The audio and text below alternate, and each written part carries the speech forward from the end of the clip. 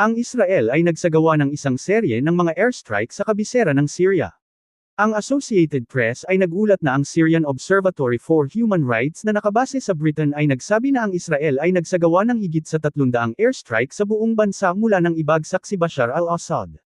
Ang Aegis Guam System, na nagtatanggol sa pinakakanlurang teritoryo ng Amerika, ay naglunsad ng isang Standard 3 Block IIA interceptor missile mula sa Andersen Air Force Base, at matagumpay na naharang ang isang medium-range ballistic missile target. Ito ang unang ballistic missile defense event na isinagawa mula sa Guam, sinabi ng US Missile Defense Agency. Isa itong kritikal na milestone sa pagtatanggol sa Guam at sa rehiyon, sabi ni Rear Admiral Greg Huffman, ang commander ng Joint Task Force Micronesia.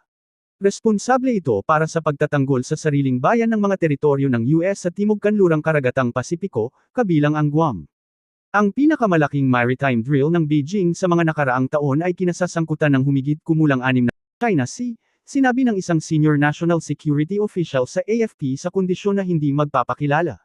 Pinalakas din ng China ang aktibidad ng sasakyang panghimpapawid ng militar na mas malapit sa Taiwan, na may 100 sorties na nakita sa nakalipas na 2 araw, ayon sa mga numero mula sa Ministeryo ng Depensa. Sa kaguluhan sa politika sa South Korea, kung saan inilalarawan ng state media, nang walang anumang maliwanag na kabalintunaan, kung paano pinakawalan ng pangulo nito ang isang diktatorya sa mga tao.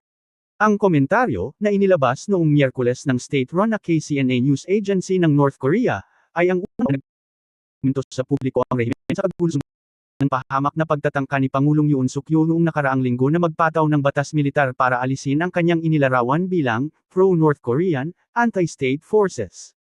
Ang PPA na si Yoon Suk Yeol, na nahaharap na sa isang seryosong krisis ng pamamahala at impeachment, ay nagdeklara ng batas militar ng hindi inaasahan